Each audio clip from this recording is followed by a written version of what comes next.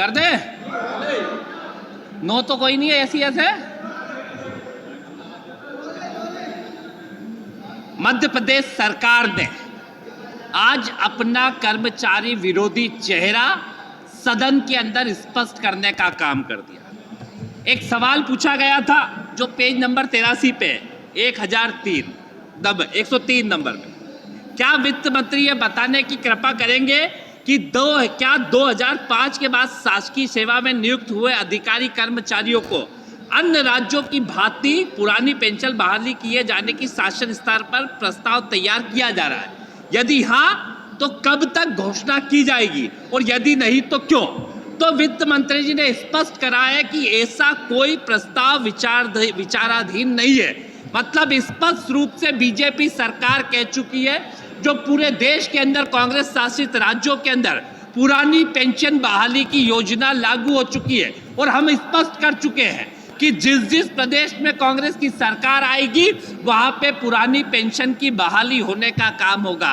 और बीजेपी जो कर्मचारी विरोधी पार्टी है, जो लगातार कर्मचारियों का शोषण करती है, कई कर्मचारी संगठनों की मांग के बावजूद ना तो कई और राज्यों में करा है, और आज स्पष्ट कर दिया है कि मध्य प्रदेश के अंदर भी कर्मचारी विरोधी नीति बीजेपी की जारी रहेगी। कांग्रेस सरकार आएगी तो स्पष्ट है कि पुरानी पेंशन को बहाली करी जाएगी, और मध्य प्रदेश में अगर बीजेपी की सरकार रहेगी तो ये पुरानी पेंशन बहाली नहीं करेगी। ये कर्मचारी विरोधी चेहरा आज विधानसभा के अंदर इनका उजागर हुआ।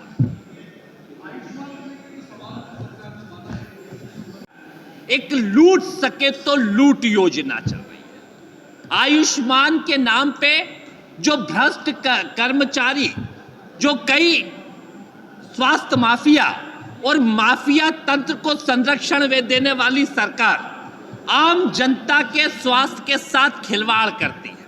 जो एक योजना चालू करी गई थी कि कैसे निशुल्क रूप से लोगों को स्वास्थ्य की सुविधा मिले, 1000 करोड़ से ज्यादा का घोटाला हो जाता है। आज तक कोई कार्रवाई किसी अधिकारी के ऊपर नहीं होती है। कई अधिकारी सरेआम कैमरे में कैद हो जाते हैं कि जो रोज भ्रष्टाचार करते हैं। इसके अंदर कई जो जिस तरह के शब्दों का चयन नहीं करना चाहिए कि रोज नए हॉस्पिटल जिस प्रक्रिया को पूरी करने में महीनों लग जाते हैं, वो चंद दिनों के अंदर प्रक्रिया पूरी होती है और हर हॉस्पिटल को आयुष्मान की योजना का लाभ मिलने लगता है। और बीमारियों के नाम पे एक एक व्यक्ति को कई दिनों तक रखा जाता है, कई लोगों के नकली उसके ऊपर निकाला जाता है, कई नकली मरीज बनाए जाते हैं। और जो आयुष्मान का एक बड़ा घोटाला है कि आम जनता के स्वास्थ्य के साथ खिलवाड़ करते हुए सदन में चर्चा करने की बात करो तो चर्चा से भागने का काम सरकार करती है, और उस माफिया तंत्र को संरक्षण देने का काम सरकार कर रही है। मध्य प्रदेश के अंदर निजी विश्वविद्यालयों को खोलने का लगातार सिलसिला जारी है।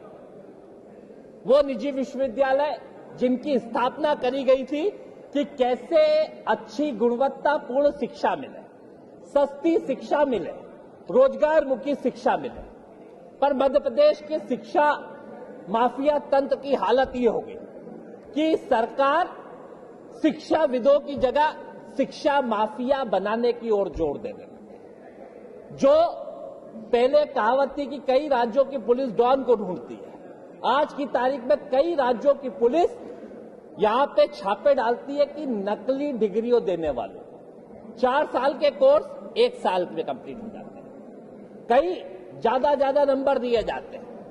कई लोग शिक्षक जो एक ही विश्वविद्यालय नहीं 4 विश्वविद्यालय में पदस्थ रहते हैं। स्पष्ट है शिक्षा माफिया के दबाव में सरकार खेल रही है, रोज नए विश्वविद्यालय खोल के गुणवत्ता गिरा रही है। जो नियामक आयोग जिसका काम है कि निजी विश्वविद्यालय सही तरीके से चले, उसके अध्यक्ष के ऊपर पीएमओ से लेटर आता है, उसके बाद भी उसे संरक्षण देने का काम सरकार करती है।